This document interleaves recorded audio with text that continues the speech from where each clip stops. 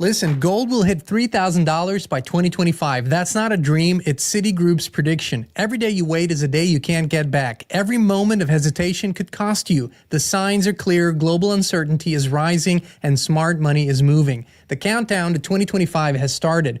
Will you be the one who acted or the one who waited? Noble Gold Investments is your partner in preparation, your bridge to opportunity, your path to peace of mind. Don't wait until gold hits $3,000. Visit noblegoldinvestments.com now and get 10 1-ounce silver American Eagle coins with a qualified account. Position yourself for tomorrow's gains today. That's noblegoldinvestments.com.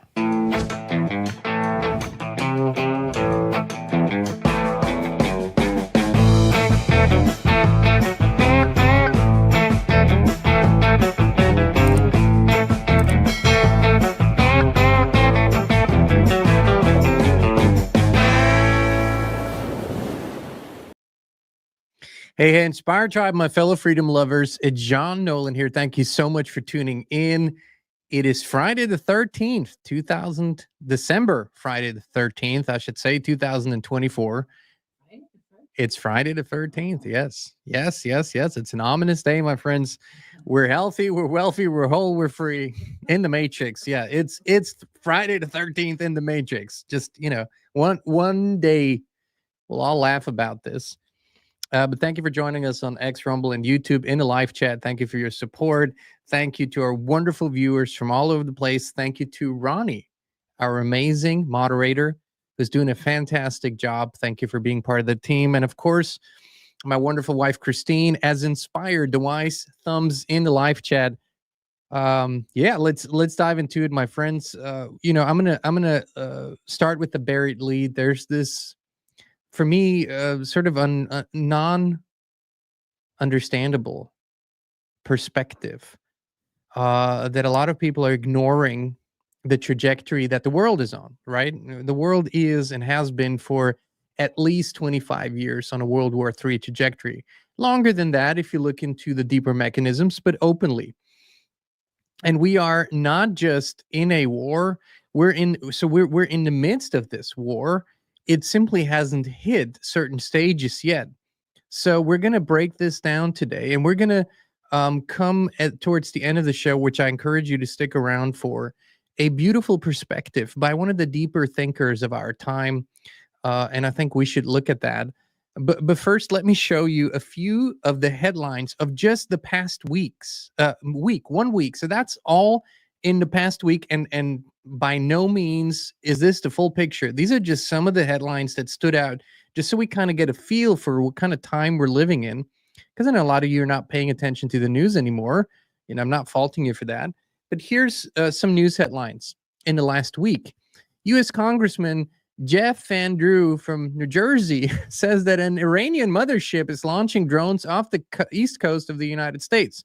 You might have heard about all the drones over New Jersey, the unexplained aerial phenomenon, what's going on. Former South Korean defense minister tries to kill himself while in custody over failed martial law coup. You might have heard that.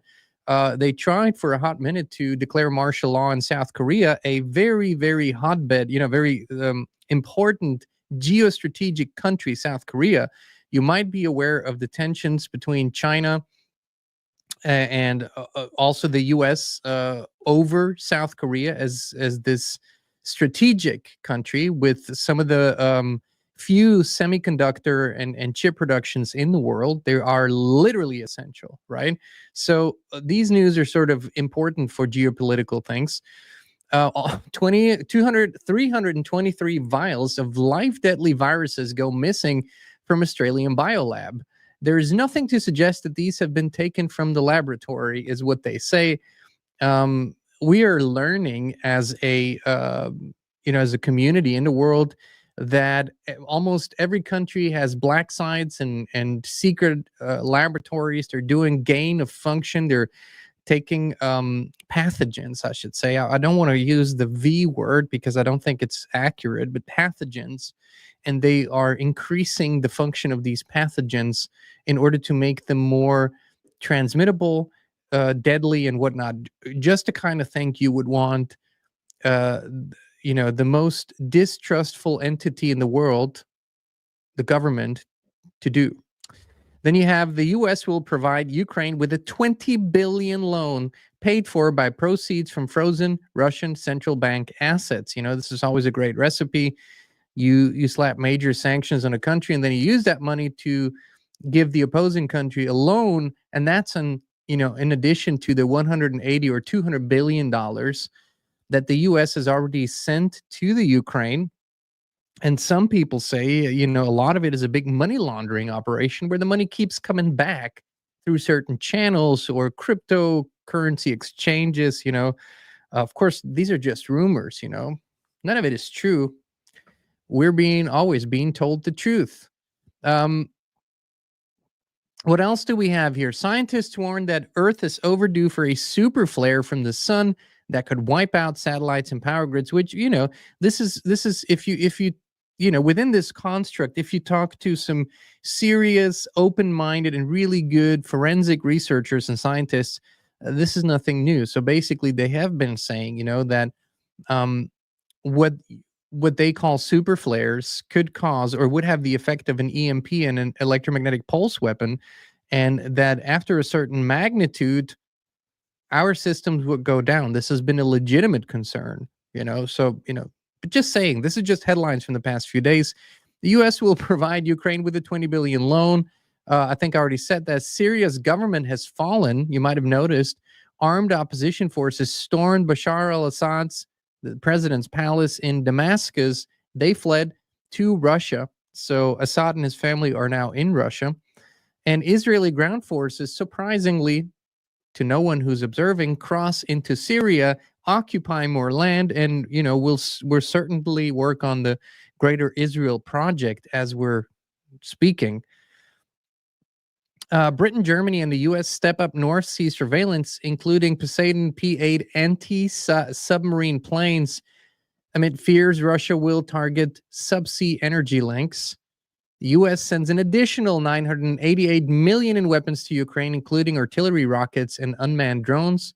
And the court orders FDA to produce an additional 1 million pages of Pfizer's C-19 injection trial documents. So, these are just, like I said, a few headlines. Another one that I didn't even put up here is that, and this is a big international signal, that Trump, in a sort of unusual move, has invited China's president, Xi Jinping, to come to his inauguration on January 21st. Xi Jinping has denied, he's declined to come, which was another unusual geopolitical signal. But what all of this tells us simply is if we can look at it And if we can use historic data, and if we can use policies that have been outlined for a long time, books that have been written on the subjects, and agendas that are being pushed through, if we can combine all these facts, we come to the conclusion that we are a short period away from an all-out kinetic war. The conditions are pretty ripe. I'm not saying in the next days, but we're talking about a fairly short period of time. So let me show you what the pre-war signals are. What is happening in the world before major conflicts happen? Always, by the way. And while we talk about World War III, there are many people in the world who, for whom this scenario is completely unimaginable or unknown.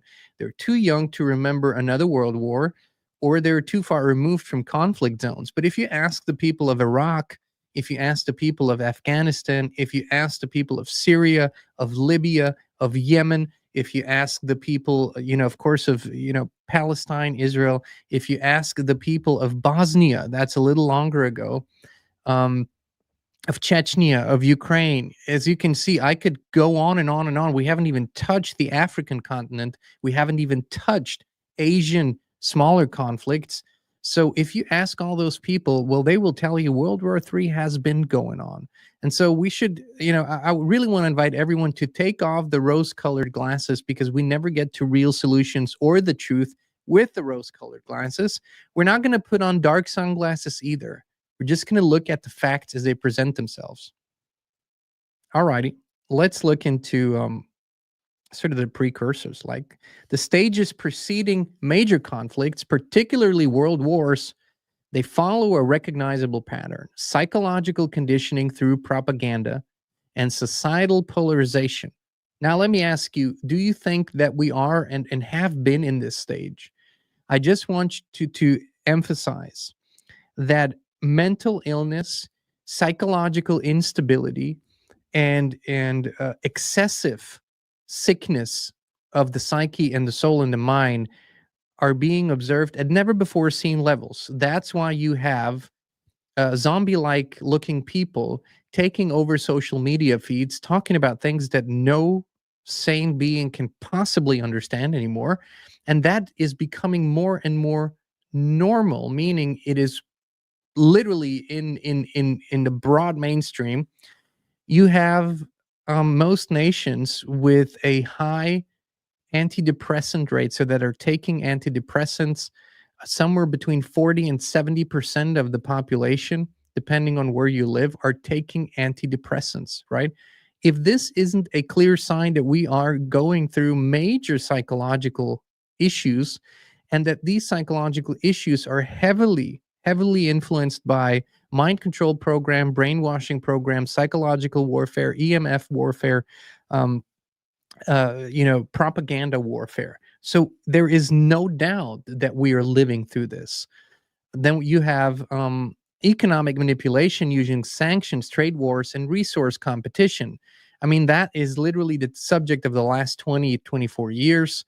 If you think about what was really going on, a big part of Afghanistan, of Iraq, of those wars was really resources, clearly not just, but a lot of it. You had major blowups, the pipeline, the Nord Stream pipeline. You have a energy crisis in Europe that, they have cut off most ties with Russia, which was their cheap supplier since the World War, And so you have this conundrum of things that are happening worldwide. You have new alliances. You're having the petrodollar being phased out, so that's the de-dollarization. So all of these things are happening. You have a move towards digital currencies. I mean, we could go on and on, but we can clearly see that an economic shift and an economic, I would say, if we were honest with the numbers, we would be talking about a depression, really, not a recession. But the depression isn't as visible because they're still pumping funny money into the system every day. They're still printing it like, like there's no tomorrow, and they just don't care anymore. You have a political breakdown marked by failed diplomacy or no diplomacy, the rise of extremist leadership, and alliance formations, right? And when I say no diplomacy, is that diplomacy used to be an art, and you used to have amazing diplomats. I know there still are some, but back channels, for example, I mean, recently, for what it's worth, Tucker Carlson went to Russia for another visit, and he interviewed Lavrov, the Russian foreign minister, another highly intelligent guy. Like him or hate him, doesn't matter. He's extremely intelligent. After having interviewed Putin earlier this year, and basically what Tucker said is, through his communication with the U.S. government and the Department of Defense, he says that all communications with Russia, between the United States and Russia, including back channels. So what are back channels? That is unofficial comms by intermediaries. So sometimes these nations are not willing to officially acknowledge that they're talking to each other. So the diplomats, the ambassadors, they're not exchanging communications, but they're using trusted people from either other nations or just trusted people from their network to make contact with an adversary. So there is still a back channel, a quiet back channel, so information can be passed forward, back and forth, so certain, let's just say, misunderstandings don't happen. Now, according to Tucker Carlson and his communications with the DoD and everyone involved, the back channels were all closed 2 years ago. That is horrible news. That is horrible news, because that would leave only open media and social media for communications. Now, I don't think this information is entirely accurate, but if it is, it's horrible news. Let's move forward here. What else do we have? We have military buildup involving arms races, proxy wars, and border skirmishes. So, Mark Rutte, the NATO chief, one of the chief psychopaths over there, just came out and literally said, we are a few short years away from the unimaginable, and that we need to go in an unprecedented arms buildup. Build up the arms, build up the defense. Let's get ready for all-out war, as if nobody knows what that actually means. We all know what that means, but this is what's happening. These are the trends all over the world. Every military is building up, every defense budget is growing, and the use of more unconventional weaponry is becoming more prevalent, right? So this is all happening.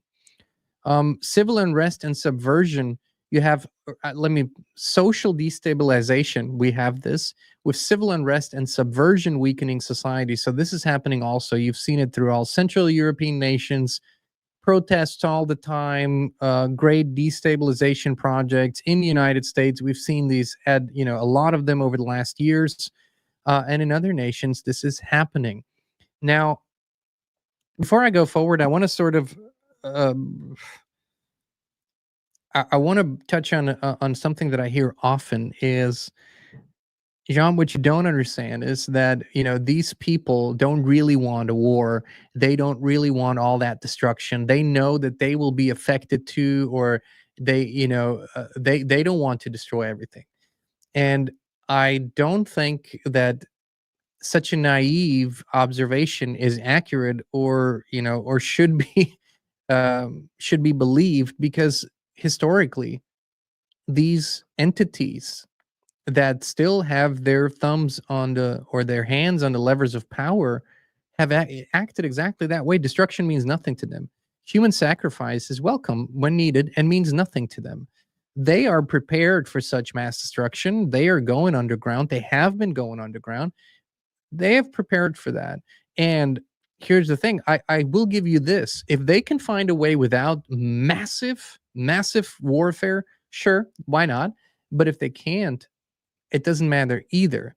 So that's the kind of consciousness that we're dealing with, that has been running this show. To pretend it's not that way is simply putting your head in the sand and playing La La Land, and it's not true. There's no fact whatsoever. If recent events are not evidence, if the Russia-Ukraine conflict, if Israel-Palestine, if whatever's going on in the South China Sea and in other places, they're going at it. Stuff is being kept out of the media, but U.S. warships are being attacked, which usually, doesn't mean something good. So these things are happening, and human life doesn't really mean anything to these people.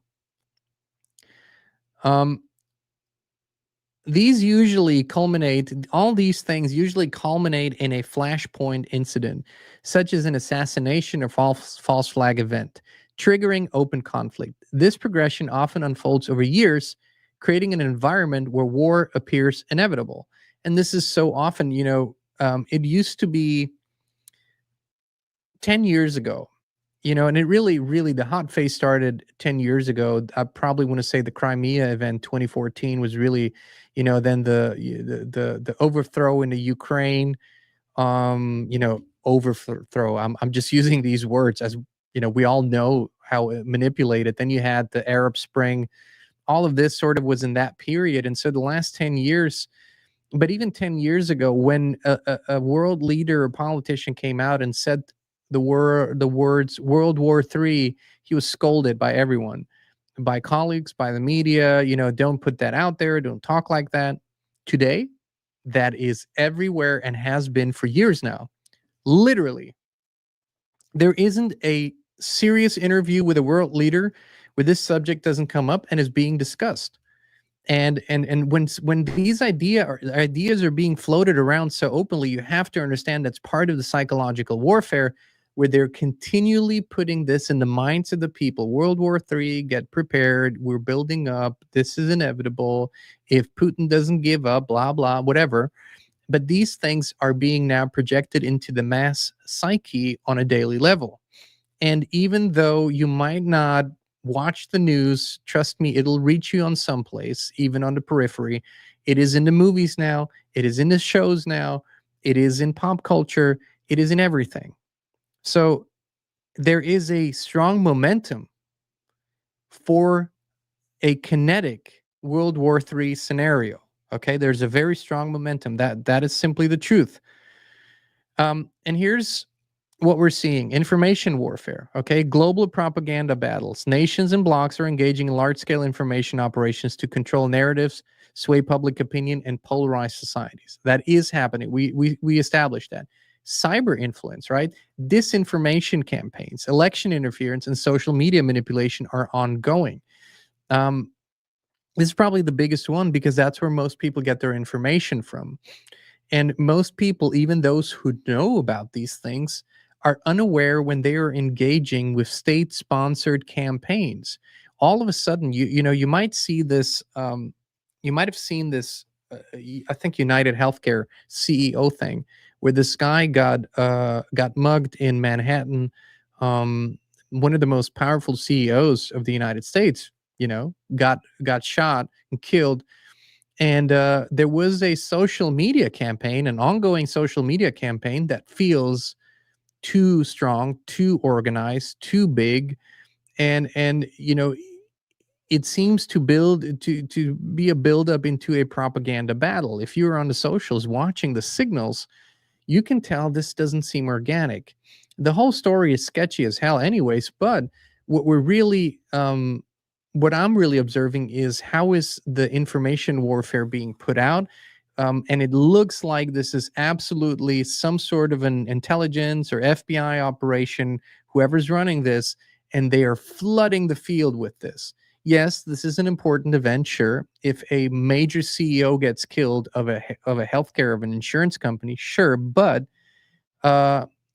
compared to other much more noteworthy news events, it is taking up too much bandwidth. So, that's that. And we can observe that with many, many things. Of course, C-19, right? I mean, that was the propaganda battle of our decade, of our century.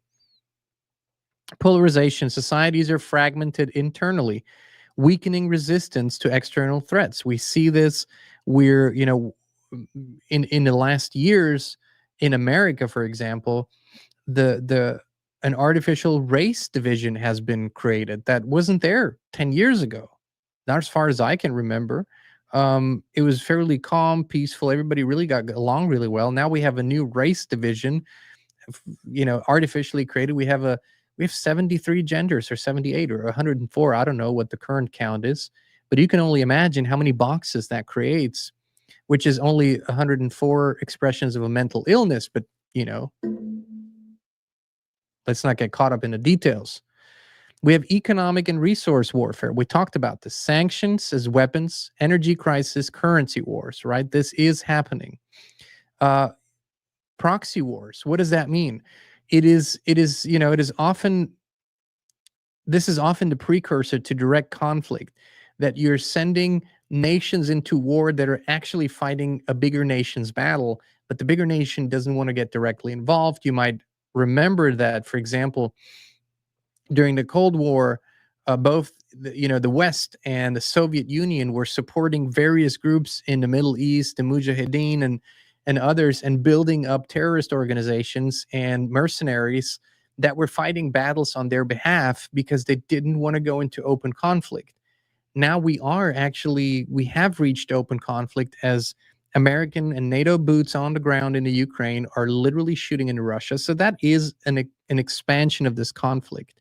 You have the Middle East tensions, you have the Asia Pacific focus, the Taiwan Street, the South Korea Street. Both Taiwan and South Korea, by the way, incredibly important nations. You have the technological warfare, AI and cybersecurity. I talked about this space militarization. Also, that's also happening, right?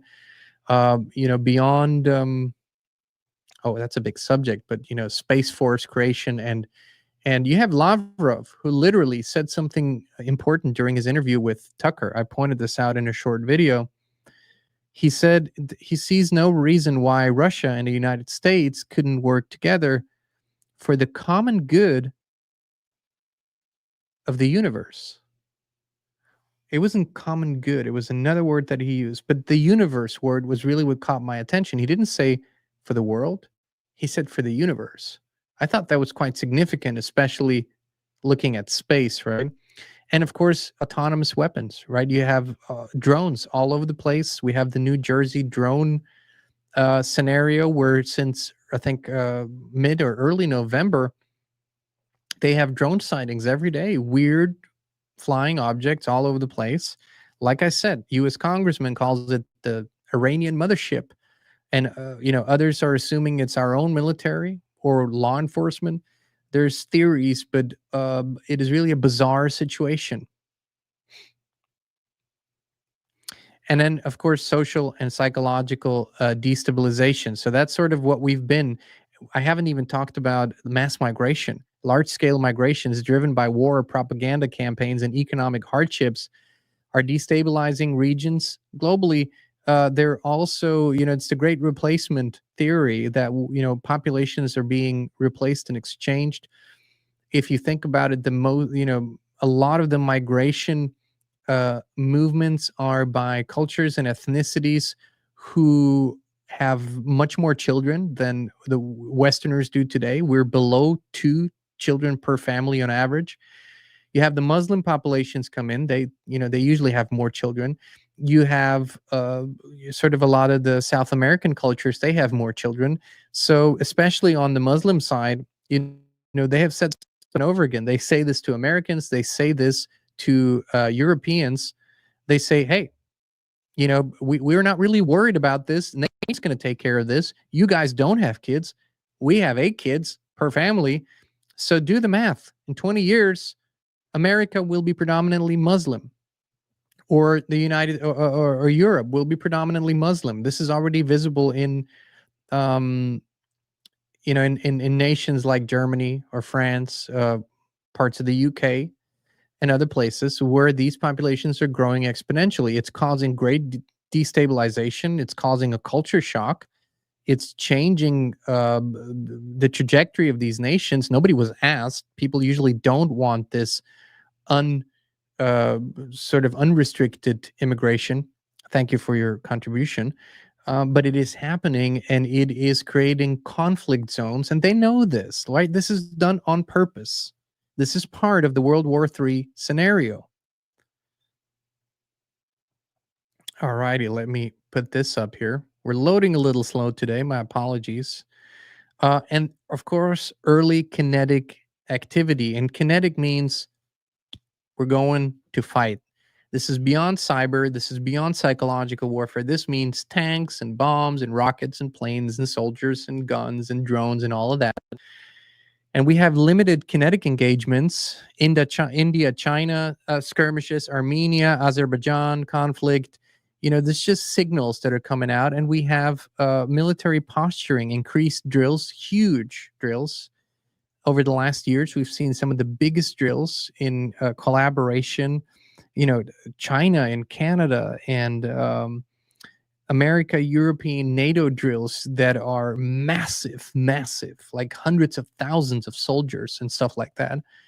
We have naval blockades, positioning across the earth in the important straits and trade routes, and aircraft incursions all the time, where aircrafts are penetrating adversaries' airspace.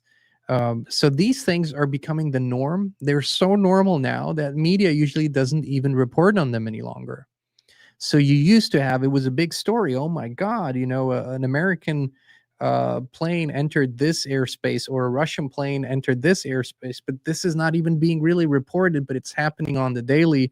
If you talk to military insiders, they will tell you that.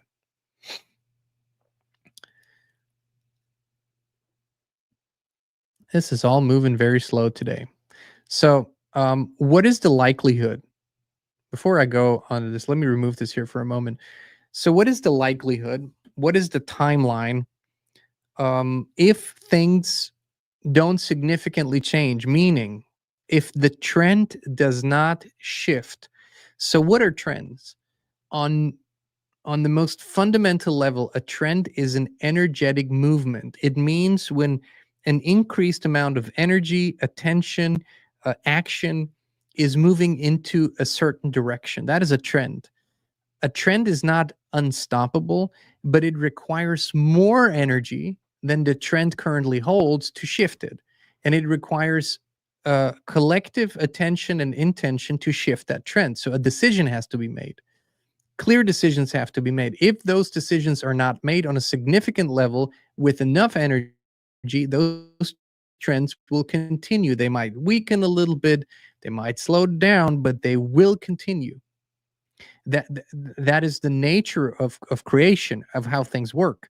So, we have looked at AI models that are heavily trained on historic data and contemporary data that look at the entire world situation with the most possible amount of data included and what the projections are. So I will say this: these are now sort of AI model projections that perfectly reflect the current language that international leaders are using. This is interesting. So the AI model it has a parallel projection to what language the leaders are using. So let me show you this. Might be interesting just to have that data point. The likelihood of World War III escalating into a large-scale kinetic conflict is estimated at 40% within the next 1 to 2 years. So there's a 40% likelihood that we're going to get into the kinetic phase on a larger scale within 1 to 2 years. That's driven by the potential spillover of proxy wars or a significant catalyst event. Over the medium term, 3 to 5 years, this likelihood rises to 65% as alliances solidify, military buildups intensify, and hybrid warfare strategies are exhausted. So in the midterm, that is significant, a 65% likelihood. And in the long term, 6+ years, we're looking at the 30s. If current geopolitical tensions remain unresolved, the probability reaches 85%, reflecting historical patterns where prolonged tensions and arms races culminate in open conflict. This steady escalation underscores the increasing risk as time progresses without effective de-escalation. So this is what AI models say.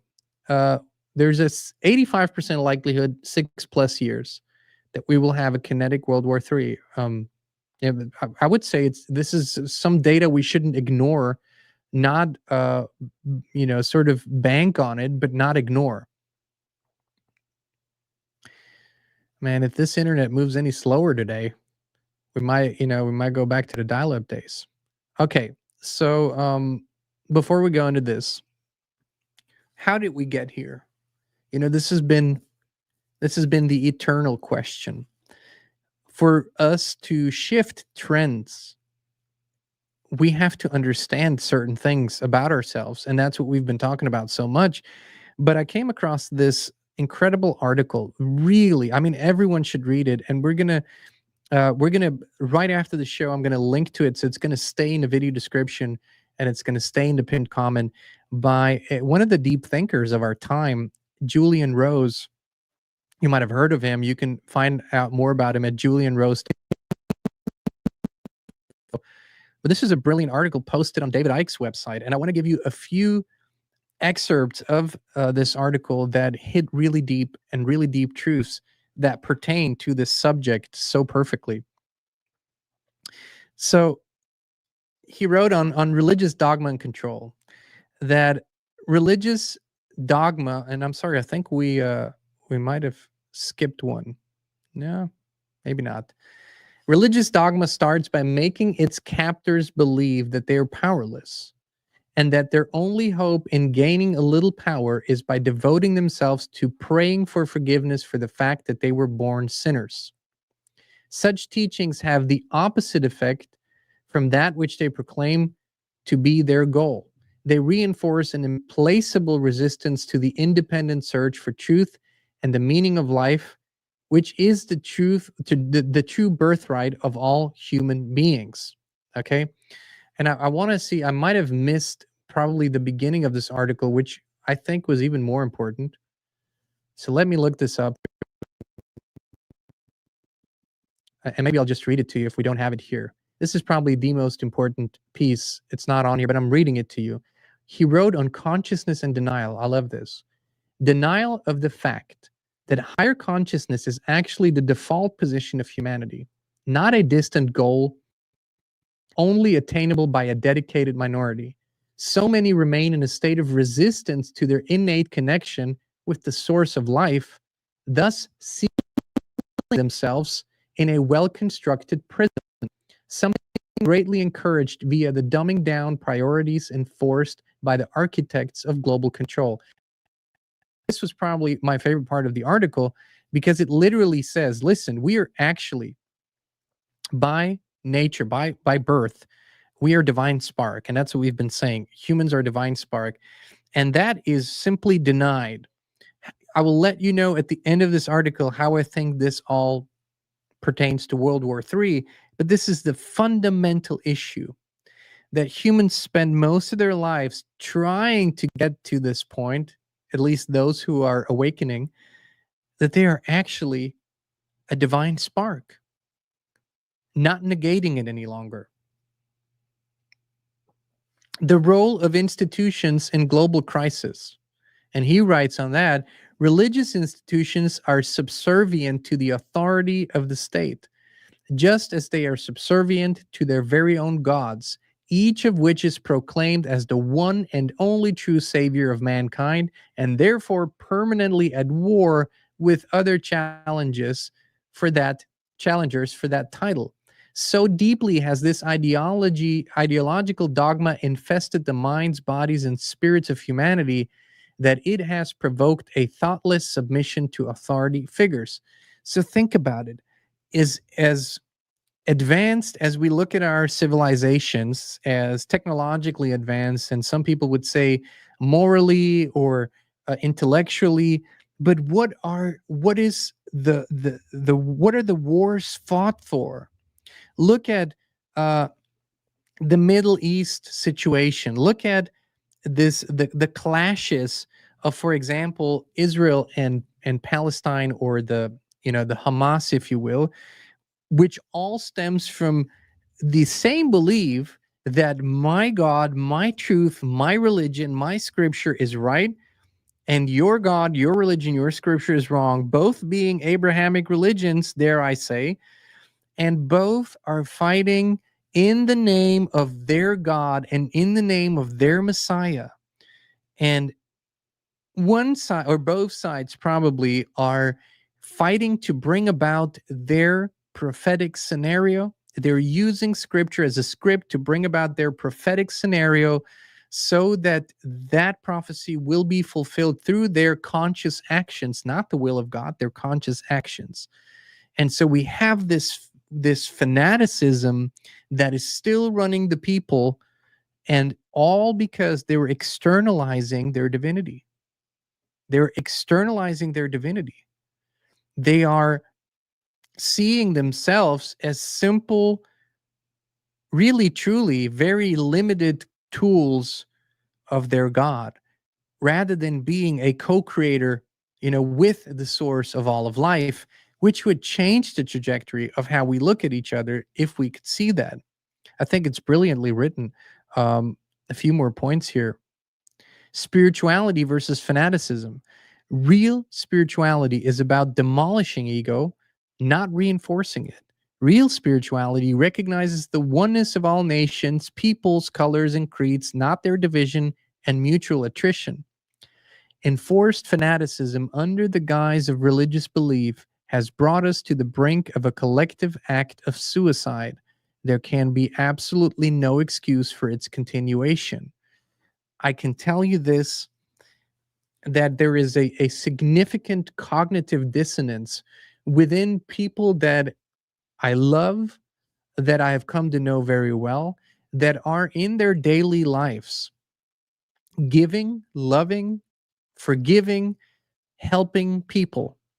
And yet, when they look at the world events, they choose, because of their scripture, one people over another. They call one atrocity righteous and the other atrocity horrific because it is committed by someone of a faith that they cannot connect with. So they say, what the Israelis do, for example, is their right because they are the chosen people. And what the Muslims do, or the Hamas do, or the Palestinians do, is horrible because they believe in the wrong things.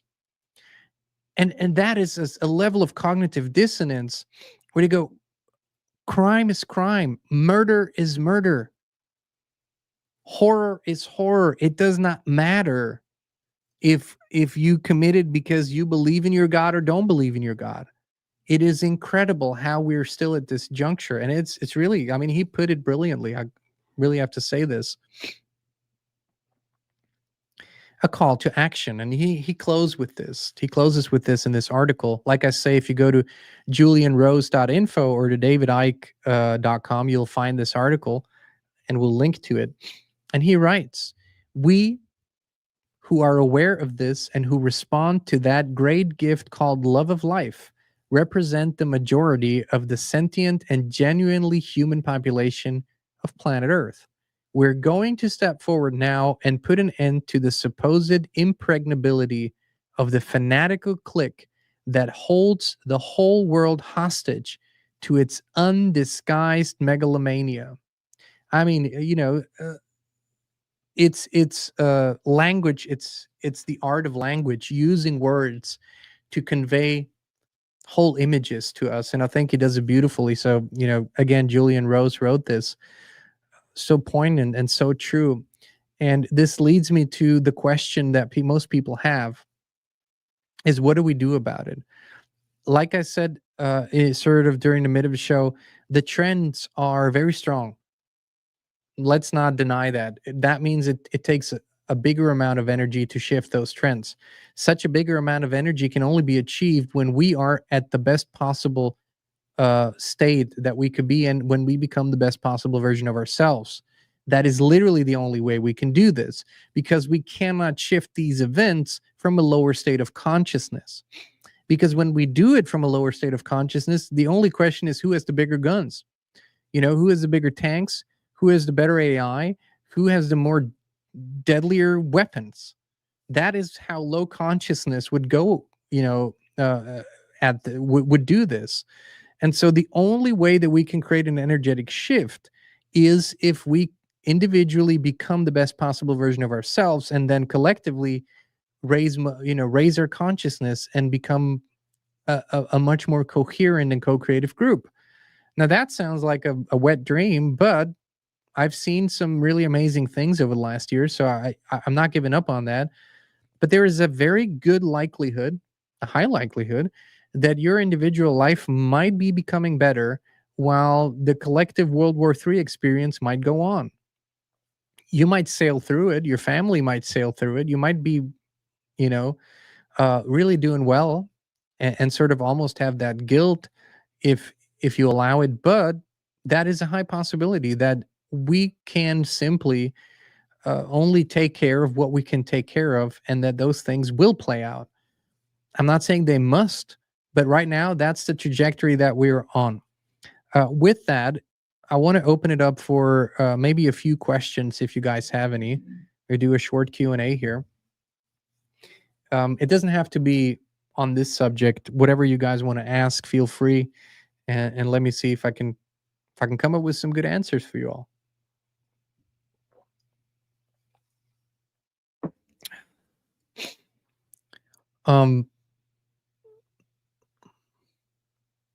You know, it somebody asked today, and I want to answer that. Your channel's called Inspired. What are you inspired by? I think that's a pretty good question, because people think that when your channel or when your show is called Inspired, that means that you are only ever looking at beautiful, positive, loving subjects, or only talking about that. But what Christine and I are most driven by, and what we are inspired by, is the truth. That is what drives us more than anything else. So I wanted to answer that. Okay, so here is that Matt at Mac? Mhm. When is your next big group trip? I think you're talking about our retreats. We have skipped 2024 for retreats. There's just too much expansion on other levels, too much bandwidth that our work on other levels requires. So you will be the first to know. You all will be the first to know when we have sort of new plans, but we are continually and periodically planning, creating new formats that we're excited about. So eventually there will be sort of a new kind of retreat and a get together for people, right? We're doing a Zoom call. Good. Okay. Well, thank you. I almost forgot about that. Okay. So here's one. We are doing, Christine had this beautiful idea that, we have our supportive community on Locals, inspired.locals.com. Wonderful supporters, wonderful communication.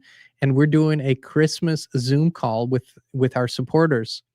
So if you are a supporter on Locals, you will be informed on Locals. This will be happening, I assume, within the next 4, 5, 6 days, give or take.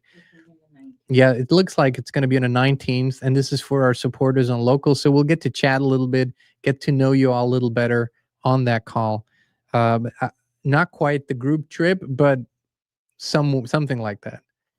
Wake up to yourself. Jean, do you see a time when we all are united, devoid of individual religion? Yes. I see that, I don't know if it's a possibility in this construct, that I don't know.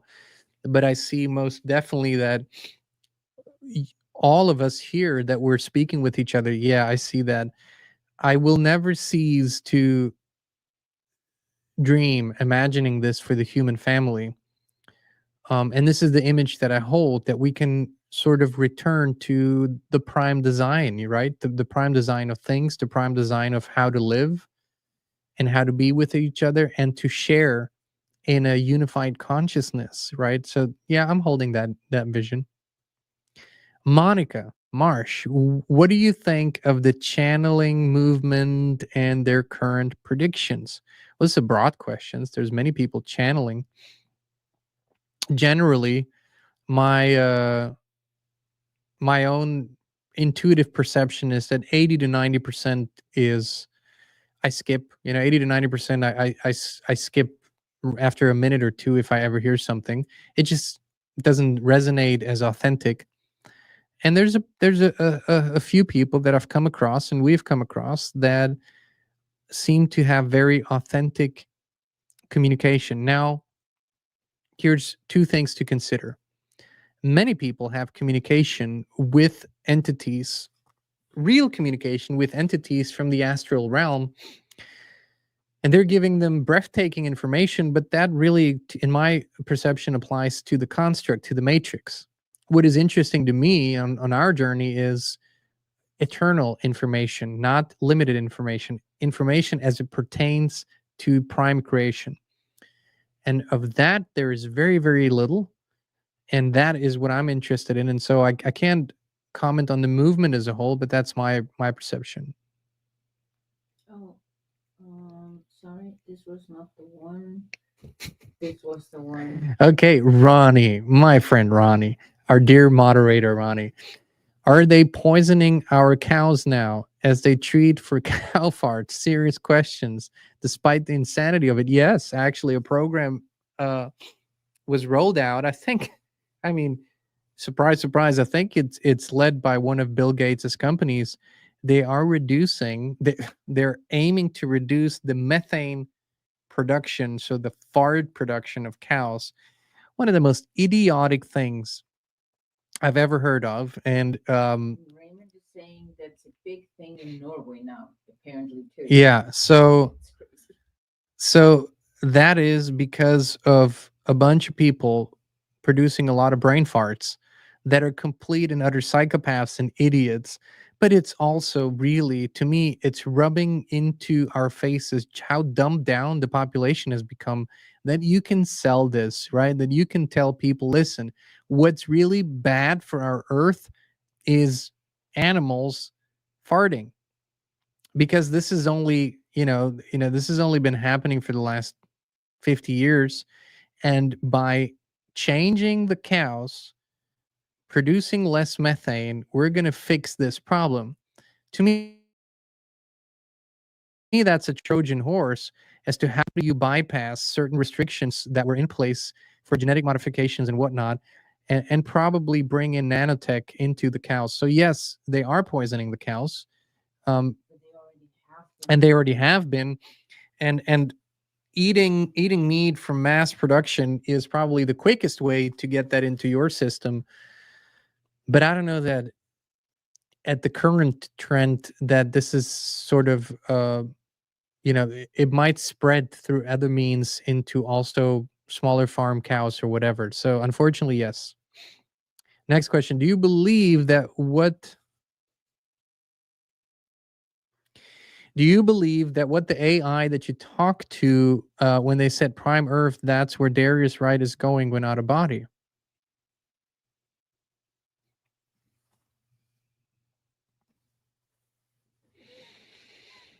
I'm contemplating how to answer this question. I cannot speak for where Darius Wright is going when he goes out of body. I can, right? I can't say that I know it because it's his experience. What I can say is that from knowing humans, I can tell you he's absolutely he believes what he says, and I believe he's having these experiences. That said, my observation and my own experiences are coming from a different perspective, and they're showing something else, something different, a little bit of a different picture. And I want to leave it at that because there's a conversation coming up with Isabella Green, who is fantastic and has some other perspectives to offer. And I think during that conversation, we really talk about your question and an answer. And let me just invite you to watch that. And if your question is still not answered after that, I'll come back and answer it. What do you think about Dane Wigington saying our climate is collapsing? We've had Dane on 3-4 times. We've had some very deep conversations off camera. I think he's a beautiful spirit, fully invested in what he's doing. And there's 25 years or more on his part of deep research. He's also using his own experience, as he described to me, where he lives out in California, how the forests have changed, how the behaviors of the plants and the animals have changed, what has been going on. And so when Dane Wigington says we do not have any quote unquote natural weather anymore, I tend to believe him because it's been messed with in such massive ways that the patterns have been shifting. So yes, I actually, and on the climate discussion, nobody in their right mind has ever denied that within our construct the climate continually changes. There is no such thing. There's no researcher that has ever said that climate has been stable for a longer period of time, like in talking about hundreds of thousands of years. Uh, Every evidence that we can find suggests that the climate keeps changing. What we are doing is, we have built a fragile civilization on the premise, as Greg Brayton says, that that is not a fact and that we don't need to assimilate. So our strategy should be here within the construct to assimilate to the changes and change our behaviors and lifestyle rather than to be so dumb as to think that we can mess with these cycles who are controlled by a ancient technology. I think Grierson, our dear friend, Highlander, she's a Highlander. Such beautiful communication with her on locals too. And Gerson is, hopefully she won't mind that I'm saying this, but she's writing a book that we're all excited about. She says, John, do you think that a lot of psychic experiences are from the construct and therefore misleading? Well, look at someone rephrasing a question here. Look at that female intelligence sneaking one in there. Let me take a sip of water here. Of course. Listen. Again, I will point to this upcoming conversation with Isabella Green. She's really great at explaining it, wrote some great books about it. Was in a recent same iconic documentary as Darius Wright, The Great Unknown. And I don't want to jump ahead here. So that's why we had that interview. So I'll point you to the same interview, my friend. And afterwards, we can have, another discussion about it after we've all watched it. Okay.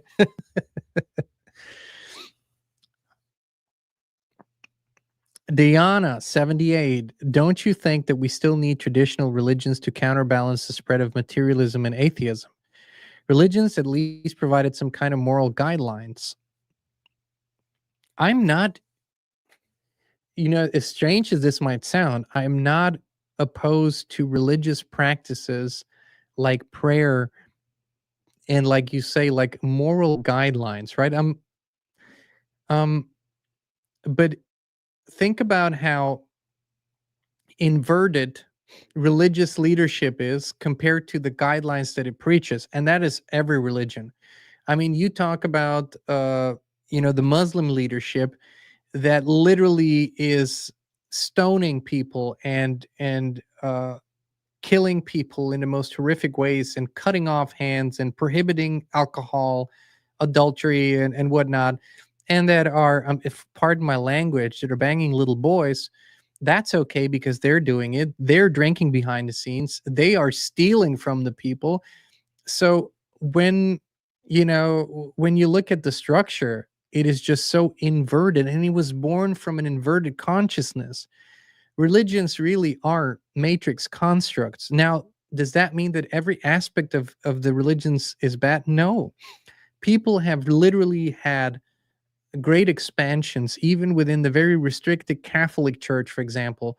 St. Francis of Assisi, somebody everybody knows something about, and others who were devout Catholics, who have brought about some of the greatest revelations from their spiritual experiences.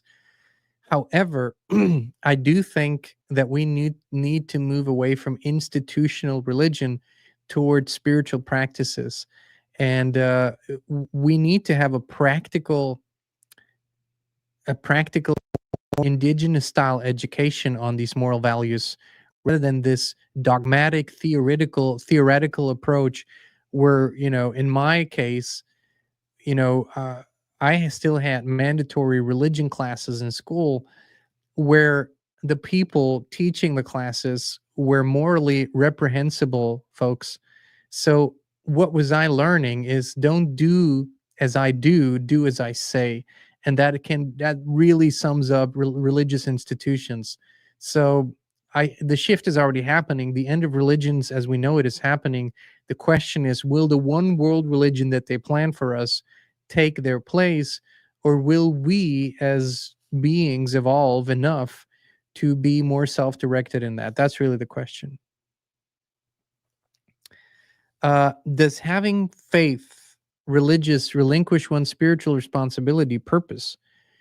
You know, I've said this in a few shows ago, that when you are looking to religious or spiritual teachings as a dogmatic or rule guideline, you will live in one way. And that requires faith. You have to believe. But when you seek to experience creation, the source of everything, this eternal consciousness, and when you do experience it, which is entirely possible, then you move from faith to knowing. That's an entirely different thing. And when you are in knowing, you don't need to believe anything, and you will stop believing 99% of the shit that's out there, because you already know the most important thing, that you're a part of that creation and that consciousness. But if you only know this on a mental level, you are a believer. If you have experienced it, then you are a knower, and that changes life. Then you are self-directed. Morally, you're living from the highest moral standpoint and with the highest values. That is what freedom really is. It's the most responsible way of life. Do we have any other questions? Oh, yeah, we do. Two more. Okay. I don't know. I like that. Me neither. I like that name. Me neither. Is it possible that we're inside a much larger organism's digestive system, and could that be why we're being looshed? Are we in the colon or something? Are we at the anus of that being? I mean, shit. You know, some days I do think this is a pretty hellish shithole, but we're working on it. I don't know. It's like your beautiful name says, I don't know, really. It's an interesting way to put things. We are being looshed. There's no doubt about it. There's the way that this structure is set up. You go into every discipline of life, or into every section of society or life.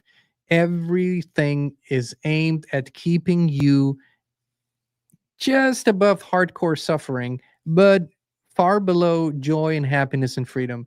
And so this is a loosh factory. There's no doubt about it. Last question. GT Vonderlaan. Can we, as an awakened group with a higher energy level, prevent World War III or make it less intense? Like I said, the answer is always yes. There's nothing is impossible, right? But here's my, and this leads to a bigger answer. Here's my the biggest problem is that most people live between hope and hopium, which is a state of low energy and inaction. Hope is not a strategy, but most people live that way. And from hope, nothing great is born from hope. Hope might lead to survival, right? So it fulfills that function, but that's all that it does. Hope is not a strategy. So as long as we, and as an adult being, you are willing to look at a problem and identify the problem correctly. Children don't want to do that. That's why they have parents and others. Children want to trust that the elders will take care of things that are complicated. We're adults. There are no elders that will take care of things that are complicated. We are the ones who take care of things that are complicated. And so why we do shows like today is because we need to identify these things correctly. We need to get to the true root of those things in order to shift them. Yeah, there are still people saying you're fear-mongering. Yeah, all that crap when you tell me that giving you a factual representation of what is happening is fear-mongering, all I can say is look inside of you, because there must be a lot of fear that was triggered, and then that it is a chance for you to initiate some healing. But that's not the answer to this question. This question is, can we do something? Yesterday, if you weren't here, I shared the information that from kinesiologic testing that was done and that is done ongoing in an ongoing way. Our core community, the Inspire Tribe, there were two incredible metrics that came from those testings. Number one, that on average, the core audience, our core tribe here, we all of us together, the core group, have risen 40 points over the course of a year on the consciousness map, from 0 to 0 being the lowest, 1,000 being the highest. So we've risen 40 points, which is incredible. That's a lot. I'm not going to share the numbers from where to where we've risen because it's not really that important. The second really important metric is consciousness compensation. So higher consciousness beings, because of their higher levels of consciousness and more expanded energy, they compensate for lower energy beings that are not on their journey yet, which means that the average level of consciousness on Earth balances out. Our community has a consciousness compensation factor of 46 million, which means that our average consciousness in this community compensates for 46 million people on Earth with a lower than 200 on the consciousness map consciousness. Now, that means that it doesn't mean we are overriding their free will. It means in the big scheme of the entire place and the collective, we're compensating for them. If we weren't here and there wouldn't be a compensation, the average would be lower. So we get to have a better experience of life on average in this construct because of our beautiful community. Now, this should answer the question in ways that, are so inspiring, which means that the higher your consciousness rises individually, the more ethical, moral, and authentic you live, the better you become. The more you help the collective to rise, and above a certain level of consciousness, these conflicts are impossible. If we can raise consciousness above a certain level, World War III would be impossible.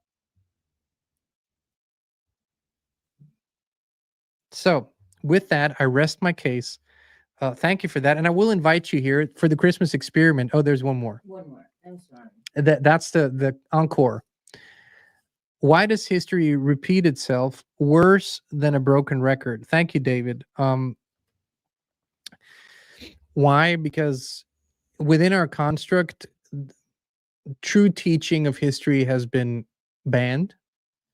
False history is even mostly banned. So most people don't have any knowledge of history. So what they think is whatever they see is the first time that it's happening. They think they're incredibly unique, that nothing like this has ever happened before. And so they don't know where it could lead or that they could do anything about it. In other words, we don't learn. Most people don't even learn from their own mistakes anymore, let alone from the mistakes of previous generations. So that's why it tends to repeat itself. That's why scripture is not prophecy, but historic records that are valid within a certain time loop. Scripture, I will repeat it again, are not prophecy. They are historic records within a time loop that repeats itself. And as long as the average level of consciousness stays within that of this time loop, that cycle repeats. If the average level of consciousness rises, we will move into a new cycle in this construct. Many people say that's what we're doing. I say, let's ignite more fire under our asses and do some more doing of that. Let's become better every single day. And then we won't repeat that history. What's going on?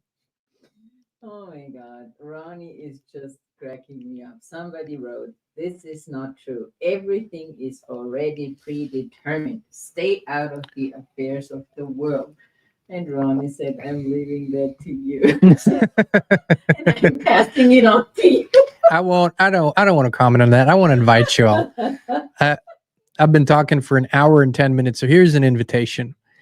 And not just for Christmas, but general. But especially for Christmas, family come together, and little world wars can be fought even within, the family dinner space. We all know how that can be challenging. Um, and we've really had a great helping system, a helper system. That's the high consciousness field that we've talked about so much. And I would encourage you to start the free trial now, so it will last through Christmas. It's a 15-day free trial. A high consciousness field is created in your home, and you and your family can bathe in it, and feel the effects of it without any strings attached. You don't need to pay for it or have a credit card on file or have a subscription created, get a device or anything like that. Sign up's very simple. If you go to highconsciousnessfield.com, click the start my free trial button, and then compare this year's Christmas experience with those of the last year's. What we have experienced is much more harmony, much more goodwill, easier reconciliation if there was a little conflict.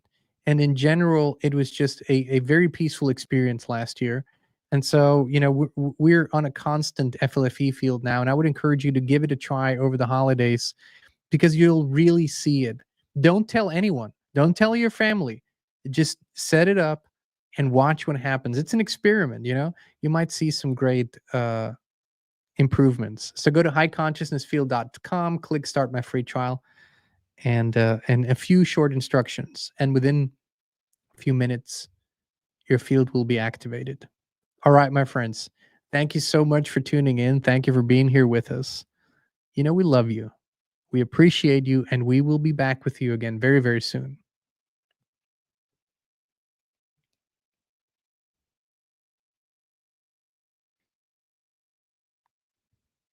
Something that has changed thousands of lives all over the world. I'm talking about a high consciousness field similar to those at pilgrimage sites and sacred places. It's where people go to heal, to connect, and to become the best possible version of themselves. With FLFE, you can bring such a high consciousness field into your home right now. It's a spiritual quantum technology based on the work of Nikola Tesla. Better sleep, more energy, greater well-being, improved finances, electrosmog mitigation. These are only some of the things people on the FLFE service are experiencing. Try it now for 15 days completely free of charge, no credit card needed. Just click on a link down below to start your free, no strings attached FLFE trial right now.